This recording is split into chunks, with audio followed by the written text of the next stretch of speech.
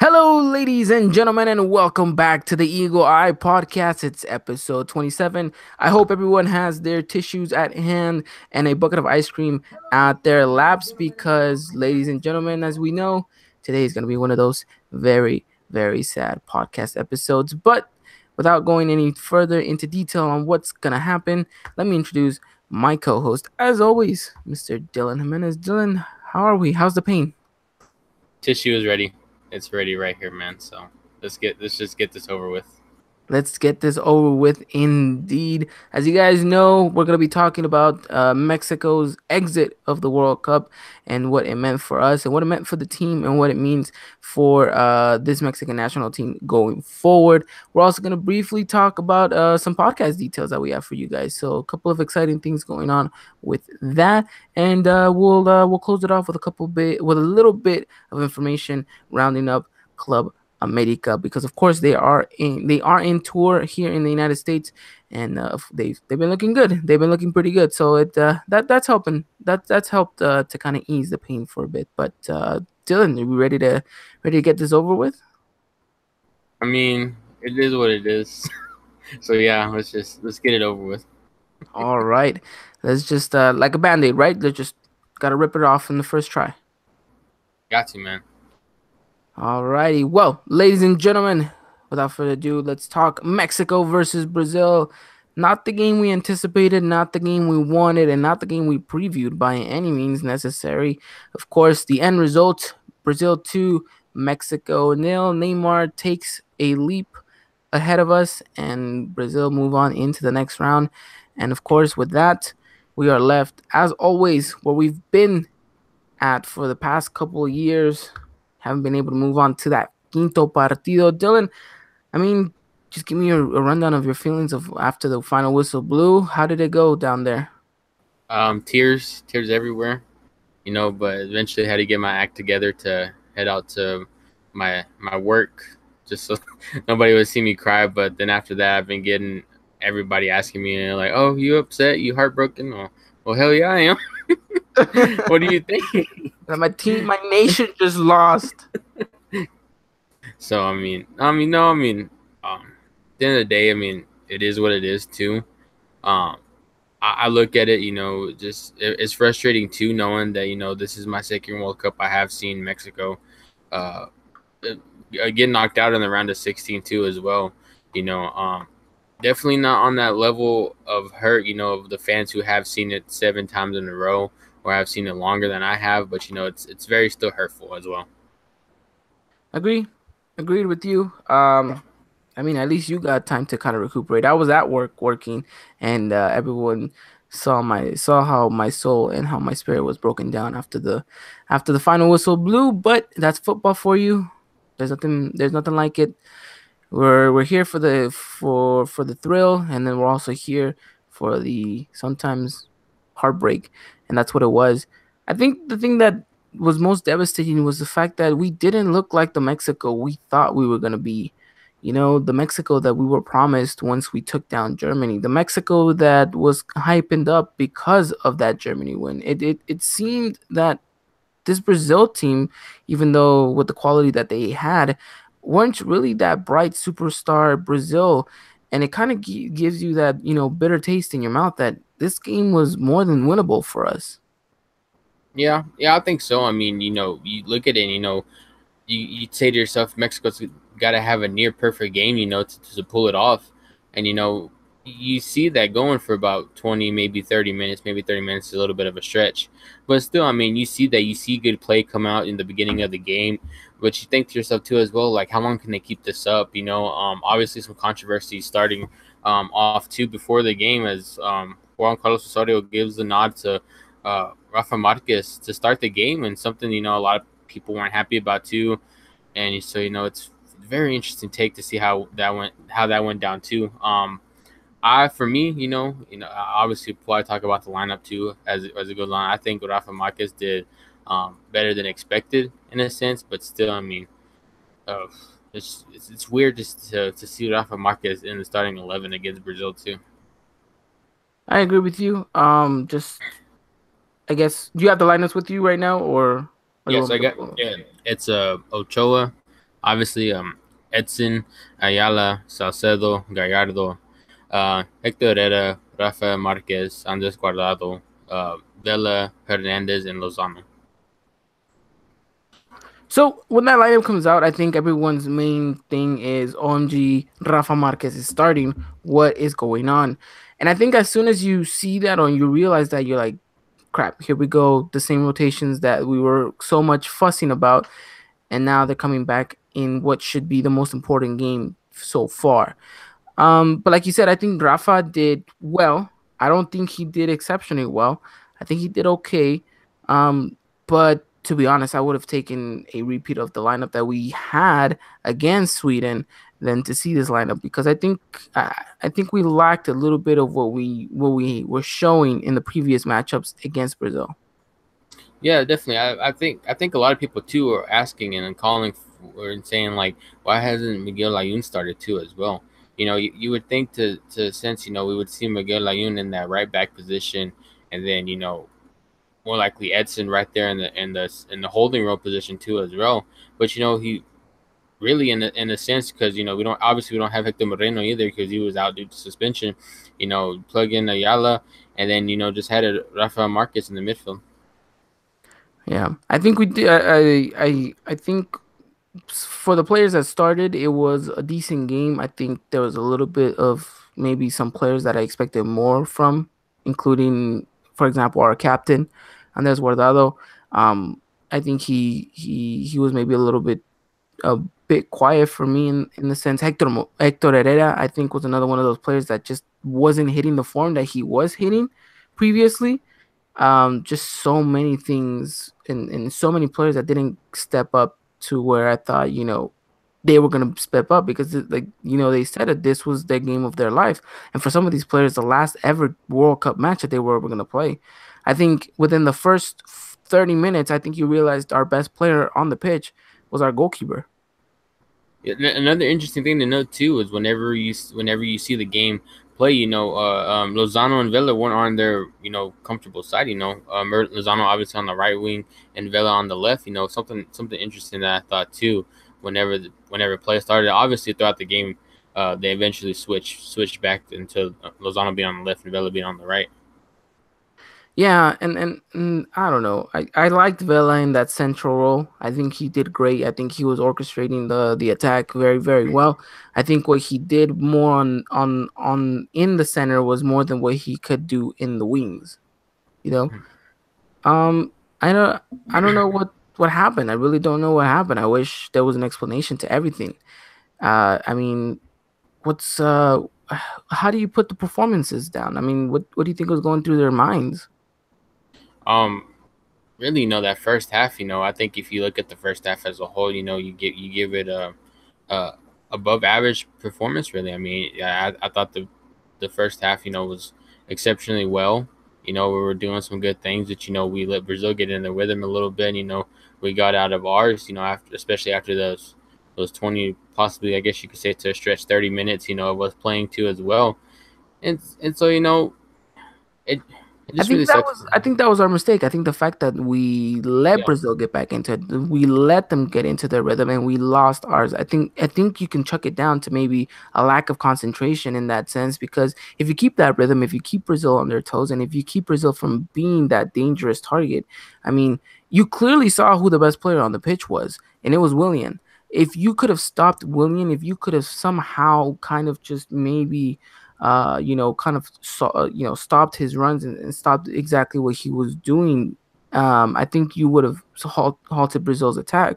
I don't think Mexico picked up on that. We were so worried about Neymar and him being on the floor and him taking up time that we never really stopped to think, okay, the one player that's causing us so much trouble is William down that right hand side. And I think that's just frustrating for me, because like you said, for a good period of time, 20 stretching 30 minutes, it was seeming like we were, gonna get something out of this game, that we were fighting. There was a couple of opportunities where we could have done things better.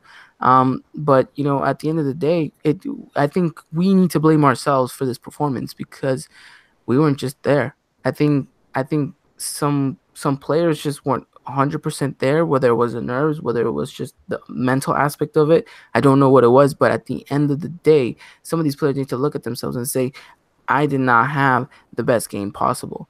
Granted, we did what we did against Germany. That's great. And we said that could easily turn into something that could backfire and play against us. But I think what we did against Germany, fine, leave that there. That is a performance that will be looked back and celebrated, yes, but go out and play against Brazil and this is a new game. This is a new match. This is new for everything. So don't try to ride on that high horse of a Germany matchup when you're playing against a Brazil side that's completely different to what Germany was. So I think at the end of the day, if you look at it very, very well, I think we need to blame ourselves for this. Yeah, yeah, definitely, man. And coming out too, you see it. He went. Franco Osorio went back to the 4-3-3 whenever he came out, and you see against Germany, and throughout the whole group stage, it's something. It was something different, something that you could say you never seen. Obviously though, he obviously repeated the lineup. Going to the Sweden game too as well. But you look back at it too, and you think to yourself, could the formation change have an impact too as well? Because it's a 4-3-3, and then you started off with the group stage, with like what was like a 4-2-3-1. I mean, Yeah, or a 4-3-2-1, something like that. And so you wonder if that has an effect on the team too as well. maybe. I'm pretty sure that's a highly possibility. But if you want to stretch this maybe a little bit more back, I think if you want to blame we do there's no one else to blame but ourselves. And I think where we lost this was against Sweden. Um, all we needed was a freaking draw. So all we needed was a draw against Sweden. We weren't even able to manage a performance like that. So what right do we have to say that we were able to advance any further if against Sweden we weren't even able to get a draw off a game that really we knew we were capable of. Yeah, and really, at that point too, you're in the driver's seat. I mean, you really have control on the group, because you have 6 points, and you're still facing elimination no matter what. You could have easily been eliminated if Germany would have stomped on Korea, and obviously we lost to Sweden, but that's not the case, and we got bailed out. And, that's something that's something that shouldn't have happened. Really, if you look at it, obviously, thank you to the South Korean players, for putting out a performance too and getting a result. A lot of people say this is the World Cup of underdogs. You've seen that, and so you look back at it too, and really, like you said, just the draw needed, and we didn't go out and really perform like the way we can perform against the Sweden side. Yeah. Yeah, but wait, there's some people that are saying we qualified because we beat Germany, we beat South Korea, we advanced on 6 points, we did it on our own merit. No, that's not true. We got lucky that we some of the results went our way. We knew that we were in quote unquote the group of death. We knew how tough it was gonna be. We knew how well we needed to play. The fact that in the last matchup, in the matchup where you needed just a draw, you couldn't manage something as simple as a draw. It's ridiculous.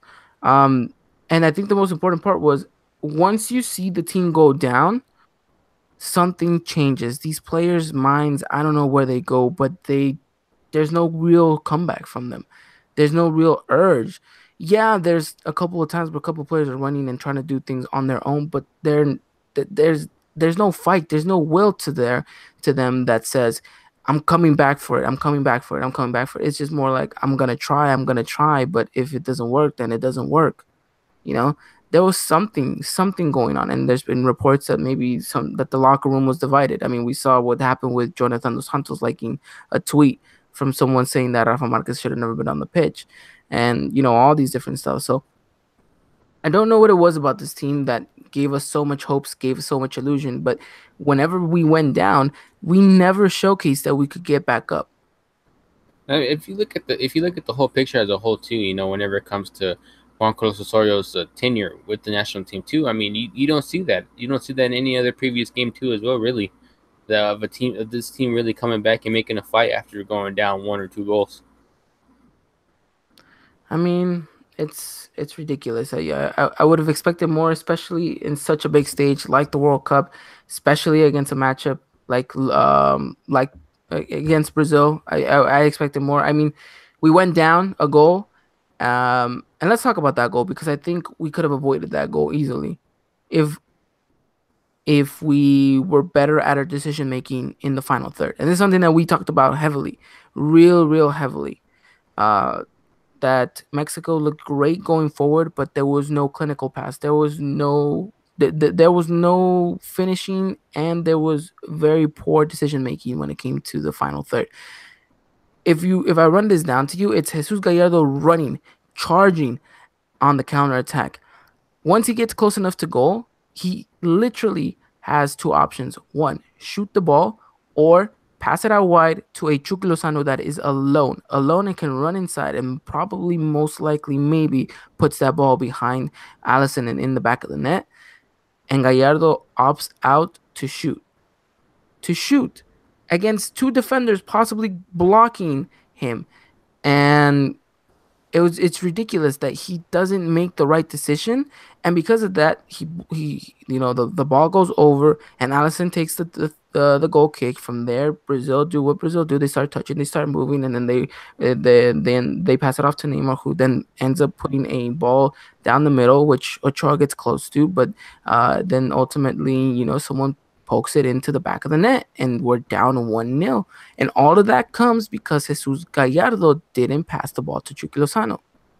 So it's these simple little mistakes that you think, oh, well, that's just one in a few chances that could happen. But it happened. And in a World Cup, you can't give yourself that option. If you have the easy option out, use it. Take it. This game is not meant to be a difficult, tough game that is built on skill and everything. It's about simplicity. It's about who can play the game as simple and as well as possible and do it effectively. If Jesus Gallardo plays that ball out to Chucky Lozano, and Chucky Lozano goes in and takes the shot and potentially either scores or wins us a corner kick, now that's something different.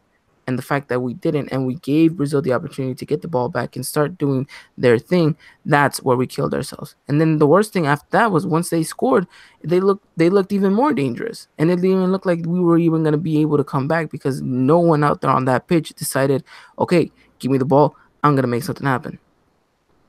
Yeah, something I've always thought about too. Being though only that the World Cup is a month long.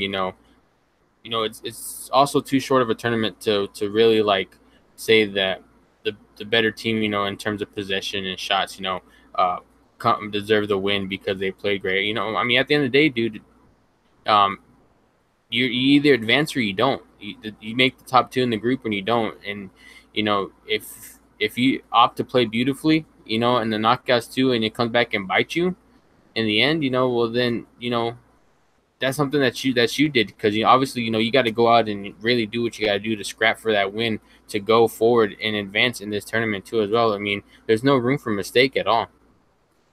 No room whatsoever. But it's just amazing that we can't even go and have a game like uh, like a game against Germany in such an important time. I don't know. It's just it's mind boggling, really. You look back and some of the performances. I think Chucky Lozano could have done more. I think really the only player that stood out for me this whole World Cup was Ochoa. Because you can say Vela had a good couple of games. Yes, he did. Chucky Lozano had a goal against Germany, an important one, yes, but did he really showcase anything after that? I would argue no. You look at, you look at Chicharito, who was supposed to be our potent goal scorer, who was supposed to be this kind of, you know, big time striker for us, and I feel like he just didn't do enough. Yeah, yeah, no, I agree, man, and you see that too from Andres Guardado too. I mean, I don't. I really. It just seems to me that he was just non-existent in almost every game that he played. I don't really think he did a lot either. And that's speaking of our captain too. Um, some players showed up, man. Some players I feel like just were somewhere else in mind. And as much as we praised how well we were defensively and all this stuff, I think if you look at this, look at it this way. Guillermo Ochoa has, I think, now 25 saves in this whole World Cup.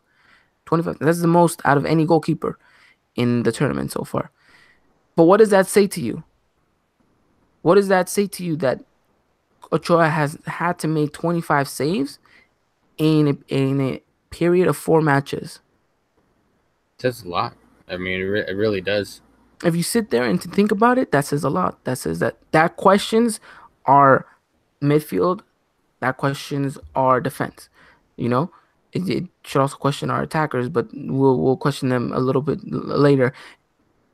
If your goalkeeper needs to make about 25 saves within 4 matches, that means something is going wrong. That means you are not doing what's expected of you as a defender or as a holding midfielder, because your goalkeeper should not have to work that hard, because you as a defense should be stopping most of those opportunities going your way.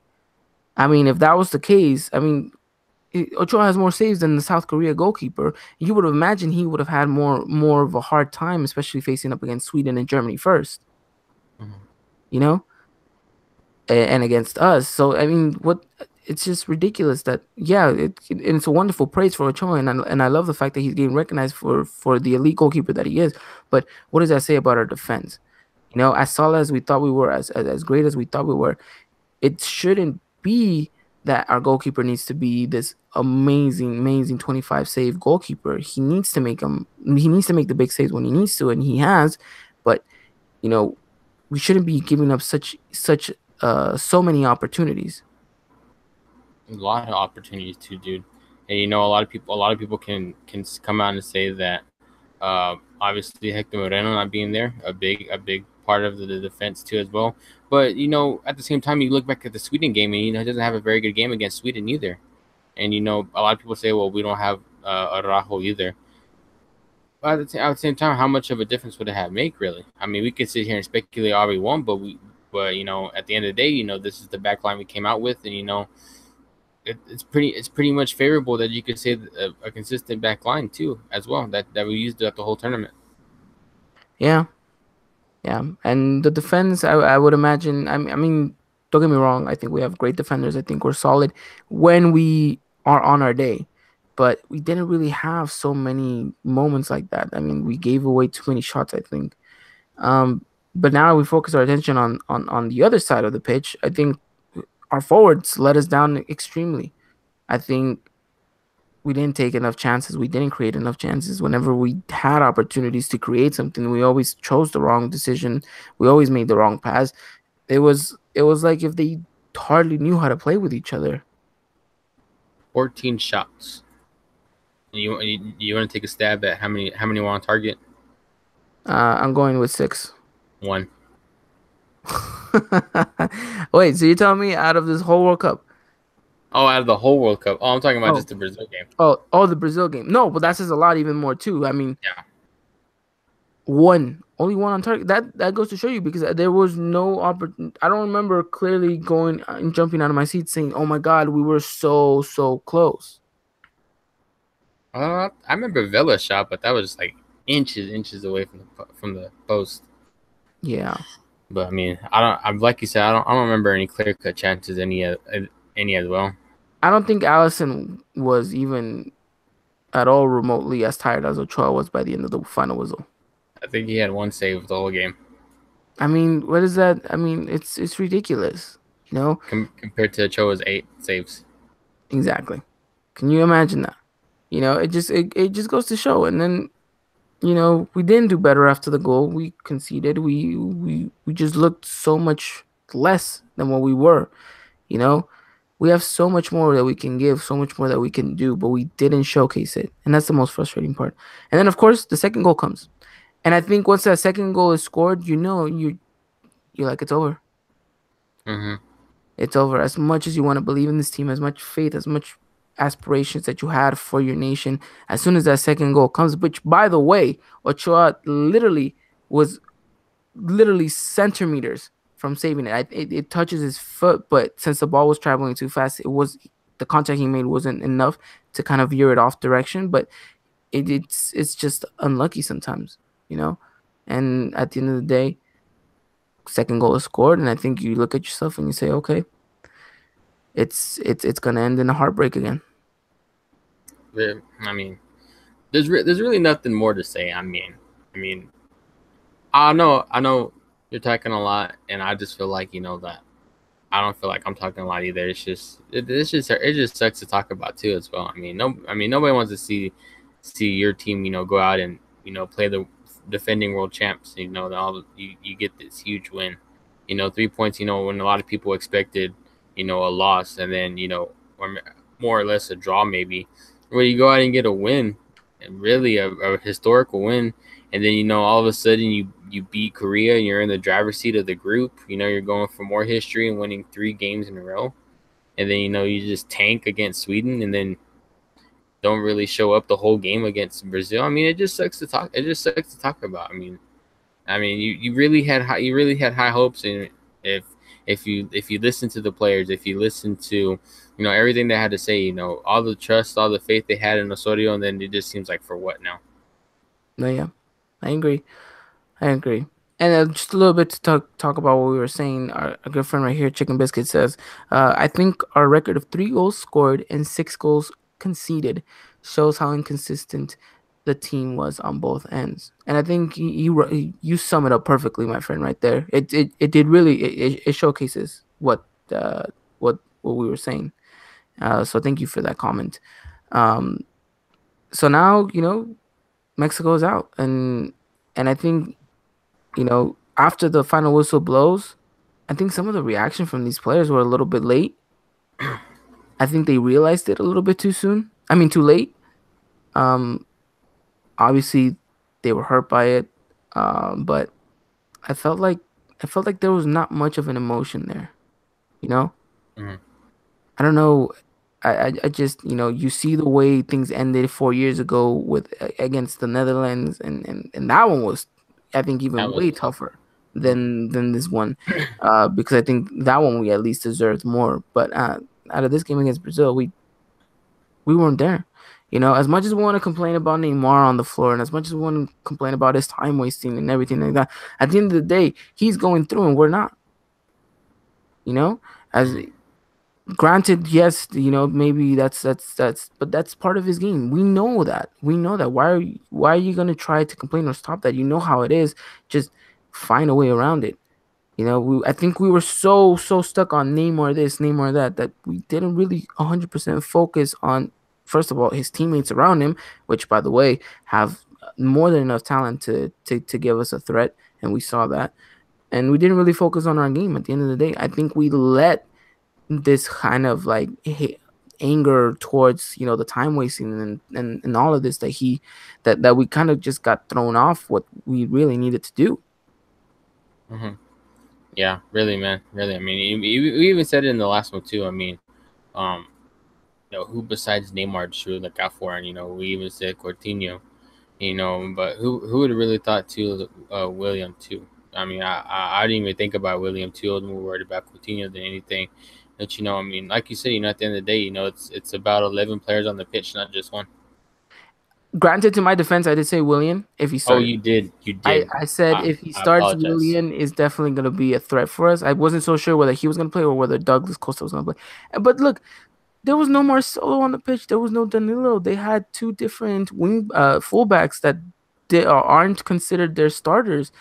And we thought, perfect, Chucky Lozano was going to have a field day. But, I mean, he wasn't even able to get past Fraga.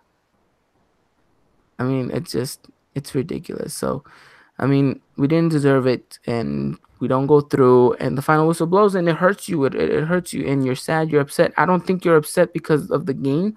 I, well, yeah, you are upset because your team didn't perform the way you wanted them. But I think at the end, what hurts most, I think what hurts most as a fan, uh, is the fact that this team gave you an illusion. This team gave you a hope, and they didn't perform on it. They didn't do what they had said they were gonna do.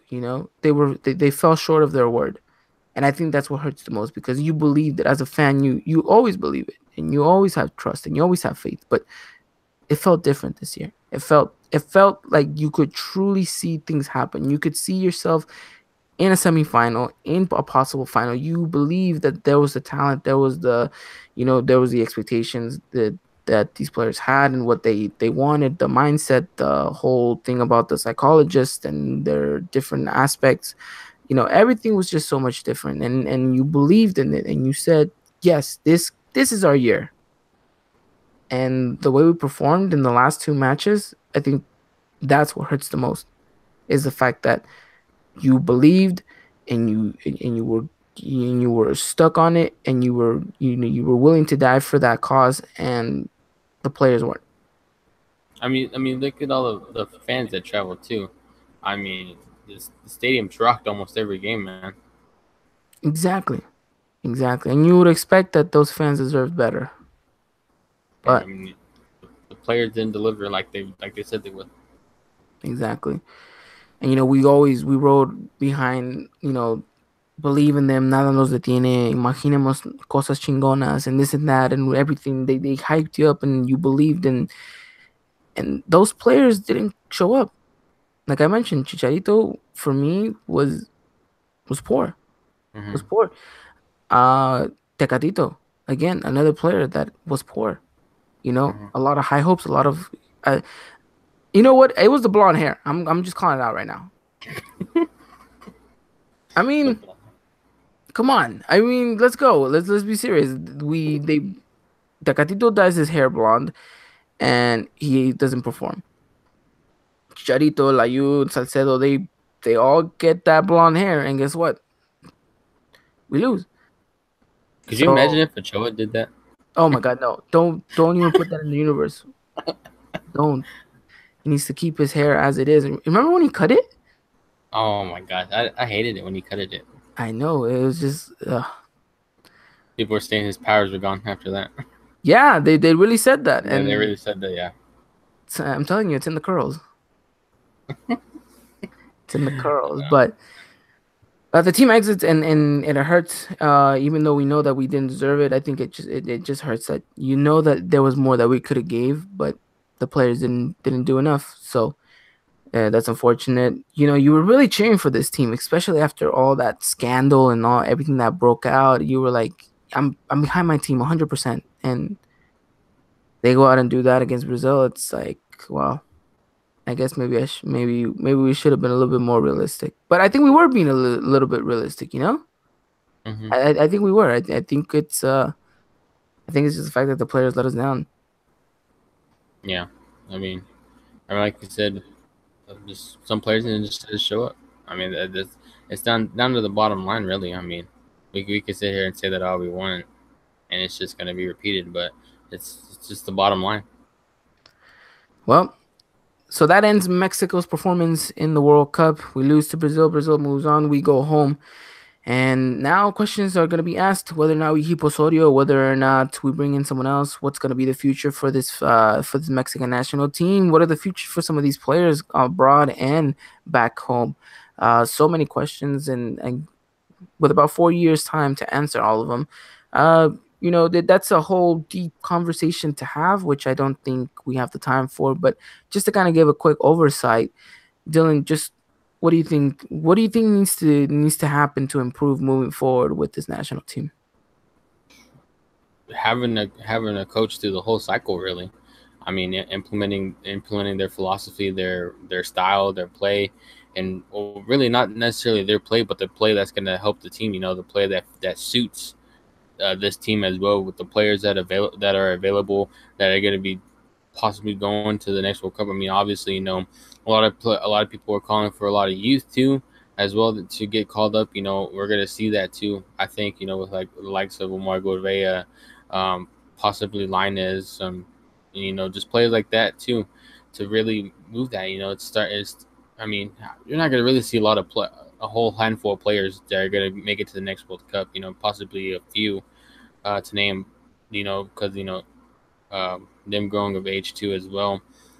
So I mean, really, just what's going to fit this style of the team, and what this team needs really of a coach. Question about that, because we have Mr. Leyva on here. Should we bring in Matias Almeida? I mean, you see the reports. Really, I mean, I saw something today. Juan Carlos looks like he is in a verbal agreement with the U.S. national team. which and then obviously Almeida was supposed to go to the Middle East somewhere. I don't remember where exactly.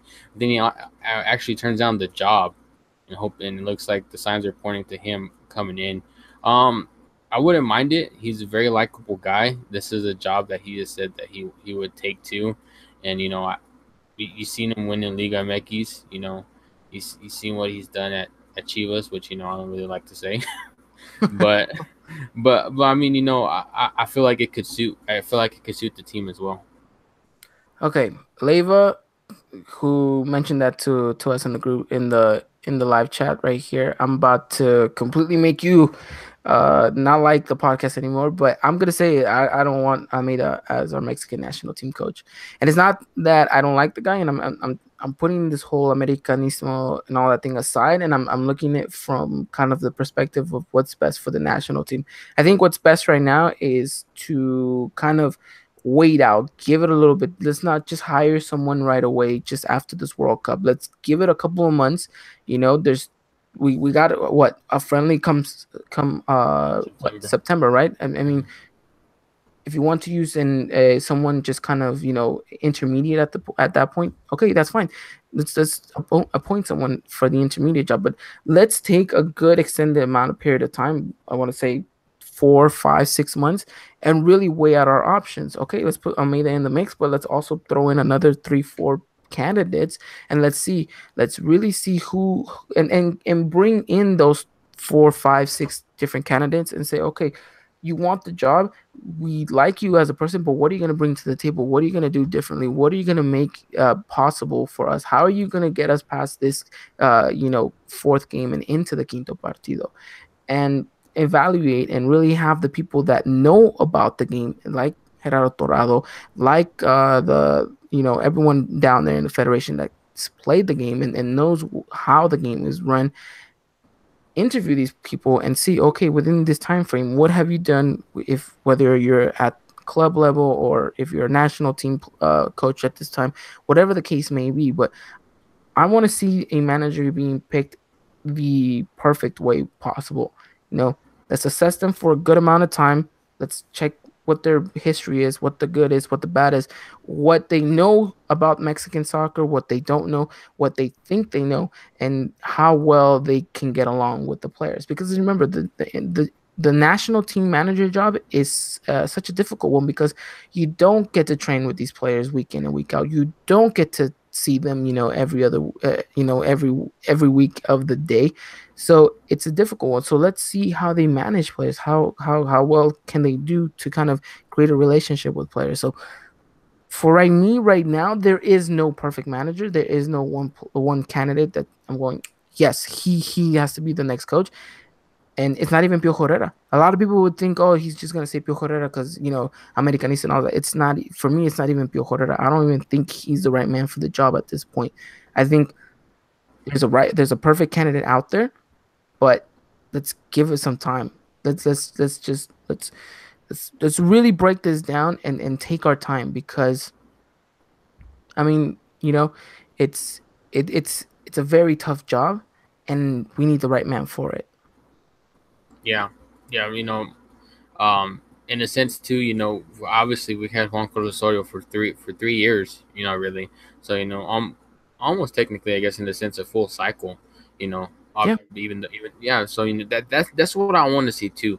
Is I want to see a coach go basically through a full cycle again too, because at the end of the day, man, I mean, what are we gonna do? Have a coach for 2 years and all of a sudden, we lose a couple games and people are gonna be asking for his head and what if he goes out? Then the new person they're bringing is gonna have a year at most maybe, and then the World Cup's gonna be here, and then all of a sudden we don't meet the expectations that we meet, and then whose fault is that gonna be really? I mean, really, like you said, right now, I mean, just take some time. You really just got eliminated, and so But I just want somebody that's gonna be here for the long haul too. yeah, no, I agree with you. I agree with you. Hopefully they make the right decisions, not just in the managerial spot as well, but everything moving forward. I think there's a lot of things wrong in Mexico right now within the federation, within the league. Uh, you know, perfect example is Rodolfo Pizarro. Someone we expected to be in Europe right now. But unfortunately, he's gonna have to spend another couple years in Monterrey. So we'll see how things go. There's a lot to fix. There's a lot to kind of, you know, things that we have to do, but we'll have to wait and see. We'll have to wait Yeah, and see. the new rule change too about the Mexican players like under 23. I think it was getting a certain amount of minutes too as well. So we'll see if that can go in effect. And this was the same rule, when players like Vela and Chicharito and like players like that, where whenever they were playing back in Liga MX before they jumped to Europe too as well. So let's see how this works out too. I really hope it works out too. Not necessarily for the league, but for the youth too as well, because a lot of people have always called for the youth to get more playing time, and that the rules, like the 9-9 rule, for example, has not worked out too great at times. Yeah, it's a slippery slope that this whole wanting youngsters, but also wanting great players, also wanting competitive football. It's really it's a slippery slope, but that is a discussion for another time for a Liga MX kind of podcast centric topic. I don't even know what I'm saying anymore. I'm just lost with words. So I mean, ultimately, how do you performance 1 out of 10 this World Cup? What do you give Mexico? I mean, and at the end of the day, too, you see it, and it's really the same old, same old. I mean, some people would ask, is this a successful World Cup? Is this a failure? Is this the same old, same old? And really, I kind of see it same old, same old. I guess you could say in a sense, if given the history too as well. Obviously, in 2010, we saw this side beat France. 2014, a lot of people say we were gonna lose to Brazil. We managed to get a draw. We beat the world champs this past year. In the group stages too. And some people actually say it's pretty successful actually beating the group champs too. And I can understand that, I agree with that. But to me, it's just same old really. If I put on a scale like you said, 1 to 10, maybe a 6, 7, maybe at most. I'd Maybe give it a seven's kind of 6. stretching it. I think when we beat Germany, we were at a 10. We beat then South Korea, but we didn't look so good. All right, we dropped to a 9. We lose 3-0 against Sweden, go down to a 7. And the performance we put against Brazil puts us right at a 6. So a 6 for you and a 6 for me. I guess that's wow, that's not even good. That's 60%. That's what, a D? Yeah, I think so. A D, yeah, that is a D. I mean, a lot of people will back that win against Germany and say, "How can you not celebrate what we did against Germany?" But that's just one game. How can I live off of just one game? Like, it's ridiculous. You can't justify the performances after that if all you're gonna do is celebrate a win against the World Cup champs. We were intended for more, and the fact that we didn't achieve those goals, and the fact that we weren't able to prove that on the pitch, that's what hurts the most. And that's why for me, we're sticking on a 6. I'll always remember that victory against Germany, and I'll always live it in my memory and think what a wonderful, wonderful matchup that was. But I'm not gonna write home and say this was more than enough for me, because it wasn't, and I'm pretty sure a lot of fans would think the same. It's not. So, I If mean, at the if end of go. if no, I think this is a pretty obvious answer, and people that are watching right now, put in the chat. Tell me what you think. But if we were to make the quinto partido and we lose, would you still consider that a successful World Cup for us? On a analytical level and on a kind of media level, yes. Yes. Personally, no. No, for me personally, no. Okay. But I could see it being a good World Cup if we go to the quinto partido. I think the media, says, they eat it up. They say we got past the quinto partido, all of that stuff.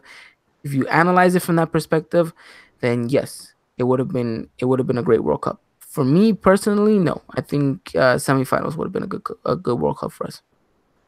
But that's just me as a fan, and because I see this team that we have, and I see the talent that we have, that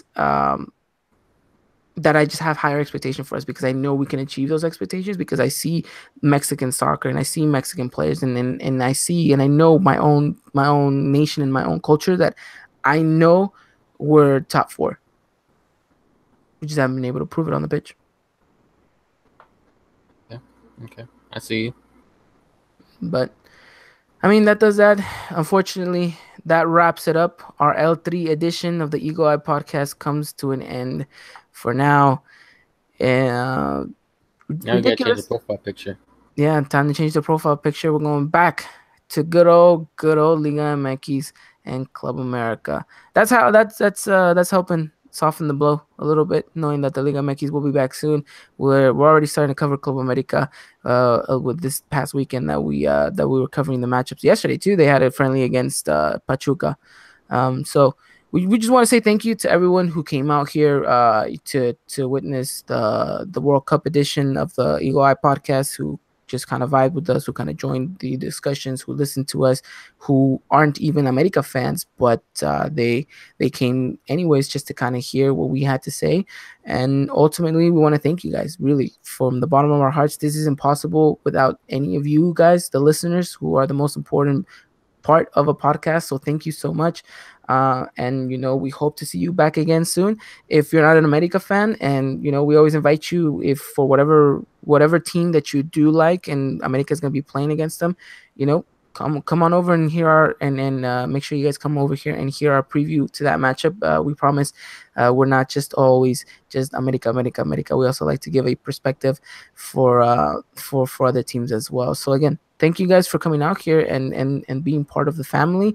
And hopefully you guys stick around because we're gonna try to do our best to be able to accommodate all of you, because at the end of the day, I think that's what it is. It's growing and being together as a community. Yes, yes, definitely. We want to thank you all again, and we're about to dive into a little bit of details for the upcoming season two as well, and some other secrets we cannot share yet. Which I'm pretty sure I wasn't supposed to spill the secret. You know what I'm trying to say? Like I wasn't supposed to spill that we have secrets. In a sense. So I mean, just stick around, guys. I mean, it's gonna be a good opportunity. So Dylan already throwing out some spoilers there, but yeah, make sure you guys do come on. We're gonna try to do our best to make it bigger and better this season. And if you're not a Medica fan, whenever we do play against your team, make sure you guys come on by, say hi, and let us know what your prediction is for that game as well. We always love to interact with other people, whether they're Medica fans or not. I think at the end of the day, what unites us together is not only the Mexican national team, but the Mexican league itself. So always make sure you guys shoot us a message right there, and we always welcome that opportunity. So make sure you guys do follow us on Twitter. That's our best way to contact us. It's at Eagle Eye Pod all together, and make sure you guys do hit us up there. Now, in regards to the podcast, in regards to all of this, we do want to say that the podcast has come to an end on this channel, not as a whole. The podcast will be moving to its own YouTube channel. You guys will always be able to find us on SoundCloud and iTunes through our Eagle Eye Pod page. So make sure you guys do follow us on those platforms. But the channel will be leaving. I mean, the podcast will be leaving my channel, as the great Spike Lee once said, everything is finite, and the podcast is coming to an end here. So fortunately, we're gonna be moving on, hopefully to bigger and better things with this with an Eagle Eye podcast channel, kind of just centering everything around Club America and the podcast itself. So we have a lot of great things in store for that channel. So make sure you guys do subscribe to it if you guys want to check us out. We're gonna release that come this weekend, so make sure you guys do stay pendientes to our Twitter, and it should be a fun one. So we'll definitely make it easy for you guys to come and find your way and make it feel at home for you guys, because that's the whole point. So that's why we're moving the podcast over. Hopefully you guys think it's a good idea. A lot of you guys voted on Twitter thinking that it was a good idea, and now we're just going to give you guys exactly what you guys wanted. And I think this is exactly what we wanted, I think, in the long run, right, Dylan? Yes, yes. So me and you have talked about it before a little bit, but we also want to give a say to the fans too as well. Yeah, so we're moving over to to a new channel. So hopefully you guys are happy about that. And then whenever we do move, I'll make sure to let you guys know on Twitter. I'll make sure I'll let you guys know here on YouTube as well. And we'll get you guys all caught up on that. And as always, make sure you guys do follow us on SoundCloud and iTunes because you guys can always have us on the go. So with that said, any more news that we have in regards to the podcast? Um, no, not in regards to the podcast. No, I think that was the only thing to talk about. I'm seeing I'm checking the calendar here because I know we have a pretty big announcement to make. Uh we are podcasting next week, but will we be doing it before the 11th? Yes, before the 11th. Okay, so we'll save our news for that day. So make sure you guys do tune in, and it will be the first episode on the new Eagle Eye podcast page, and it's pretty big news, and we'll actually have two pretty big announcements to make, and one of them will will be kind of a meetup of sorts if everything goes to plan. So make sure you guys do tune in, and if you guys are new to the Eagle Eye podcast, we welcome you and we just hope to kind of grow and make things possible. So we'll leave that up for next week. And I think with that said, is there one more segment that we got to get to? Oh yes, we do. We have a very very quick Club America segment because we will be focusing on them for what 365 days from here on out. Yes, sir. I Afterwards. know. Yes. So basically, Las Águilas del América, our great beloved Eagles, are back in action. They've been back in action in the Tour Águila. They've played now 3 games in their preseason and won all 3 of them. So Dylan, and I know we maybe haven't put too much attention to this, but you and me have been keeping an eye on them. Uh, what does this say about the team going 3 for 3? I think it's a pretty good sign. Are you sure it's 3 for 3? Yeah, it is because we played against Atlante in Mexico and we beat them. And then we played against Santos Laguna, we beat them. And then we just recently played against Pachuca and we beat them also. I could have swore we drew against Atlante. No, we won. We actually won that game. Okay. Okay, I could have swore we drew. Okay. But no, I mean, it's a good sign. I mean, yeah, it's preseason, but you always want to start off pretty hot, get back into that rhythm. And so it's really good for this team too as well. We're getting some chemistry going with the new players. Obviously, Sanchez yesterday was playing really really good. I thought he was showing some good stuff. Roger Martinez as well, doing some stuff too. It's really good to have these preseason friendly games to get that chemistry going, to get the rhythm going, and just to have that feel again. Yeah, it's wonderful. It's the most beautiful thing in the world when America plays, regardless of what anyone wants to tell me otherwise. Um, it's just good to see the team in rhythm, and I think the best thing about it too is maybe not what we see on the pitch, but what we see off of it with the social media accounts. You see them working really really hard in this preseason. You know, you see them working out, you see them building muscle. You see Diego Lainez. Diego Lainez is getting ripped. Heck yeah, man! I wasn't that ripped when I was 18. I was like, oh, I mean, I've been hitting the gym, but I mean, I'm not even there yet. So I guess I got like 5 years to go to get to that point.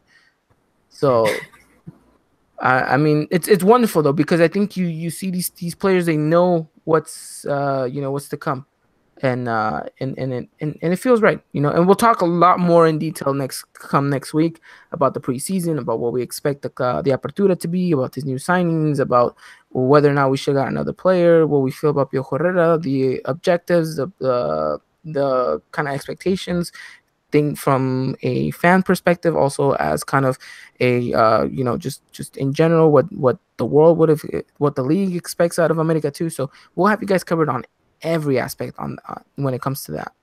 So make sure you guys do tune in for the first ever Eagle Eye podcast episode on its own YouTube account.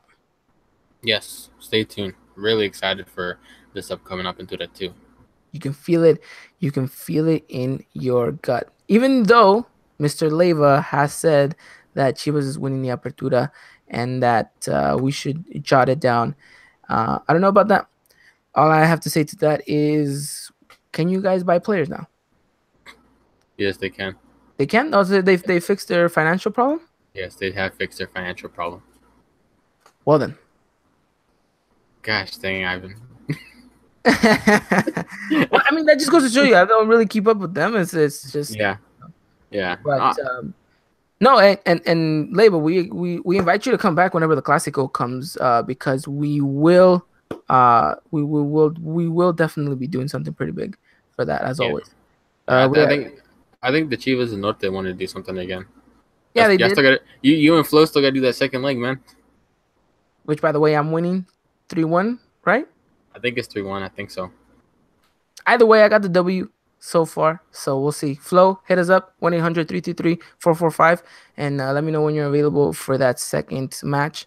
But yeah, make sure you do come back later because we're gonna do a whole segment with Chivas people, with America people. It's gonna be fantastic. So make sure you guys come back for that. Make sure you guys come back for every episode. Really, we're gonna try to do our best to kind of give you guys the best content possible. So without further ado, Dylan, I think that's everything. No. Who you got winning the World Cup now? I'm going France. Right, that's exactly what I was thinking too. Gotta Exactly what I ride, was thinking. gotta ride that Mbappe wave. Yeah, 19. Godly, you see what things he's doing. Jesus Christ, kind of puts you in perspective. Like, wow, where was I at 19? I was 19 a year ago. But yeah, I guess we're all gonna put on that France jersey, and see what happens. They're looking good though. The Yeah, I'll say this though, if France doesn't make it, I think we are gonna see a surprise champion. I think so too. I'm just putting this out there. If Russia wins the World Cup, we can officially start digging into bribery. They're doped up, man. Oh yeah, I saw that. I saw that. I mean, I don't know what's going on. I mean, it's Putin's house. Well, we're just a guest in it, I guess. Somebody in the chat said that England's gonna win it. Yeah, Leva said England will win the World Cup. I'll take that too. I'll take that too. France or England. I'll take either or. Yeah, yeah, I can. I don't know. We'll see. We'll see. Hurricane's hot. He is. So, chicken biscuit. I want the Belgium surprise title. Okay, I can see that too. You know what? At the end of the day, whoever wins wins. At this Yeah. point, if it's not Mexico, then it's like, well, it's a toying cost at this point. But um, yeah, that's who we got here at the Eagle Eye Podcast. You guys heard it here first. Either England, France, um, or Belgium is gonna win the World Cup, or Russia. Most Screw likely Russia. Brazil.